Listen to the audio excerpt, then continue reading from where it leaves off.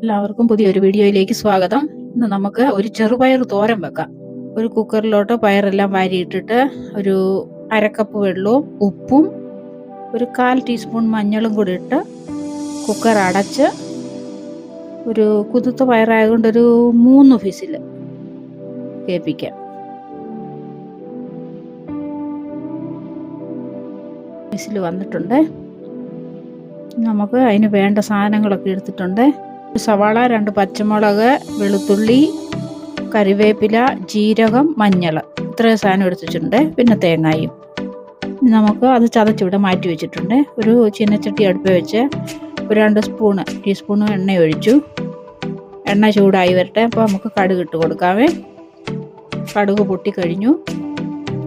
നമുക്ക് ആ ചതച്ച് വെച്ച സാധനങ്ങൾ അങ്ങോട്ട് ഇട്ട് കൊടുക്കാം. അതിൻ്റെ ആ തേങ്ങയൊക്കെ ഒന്ന് വേകണം, മുളക് വേകണം, വെളുത്തുള്ളി വേകണം, എല്ലാം കൂടെ ഒന്ന് വെന്ത് കഴിയുമ്പോൾ 1/2 കുക്ക്. എന്നിട്ട് നമ്മൾ വേവിച്ച് വെച്ച പയർ അങ്ങോട്ട് ഇട്ട് കൊടുക്കാം. ഉപ്പും മഞ്ഞളും ചേർത്തതാണ്. നമുക്ക് ഇളക്കി മിക്സ് ചെയ്ത് നോക്കാം. തേങ്ങയും എല്ലാം കൂടെ മിക്സ് ചെയ്ത് വെച്ചിട്ടുണ്ട്. നമുക്ക് തല്ലിപ്പൊത്തി വെച്ചിട്ട് അടയ്ക്കാം. ഒരു ആവി കയറാനായിട്ട് തുറന്ന് നോക്കി ഒന്ന് ഇളക്കി നോക്കാം. ഇളക്കിയിടാം. പയറായി. നമുക്ക് സെർവ് ചെയ്യുന്ന പാത്രത്തിലോട്ടെടുക്കാം. എല്ലാവരും ഇങ്ങനെ ഉണ്ടാക്കി നോക്കണേ. നമുക്ക് ചോറിൻ്റെ കൂടെ കഴിക്കാം. വീഡിയോ കണ്ടതിന് താങ്ക് യു.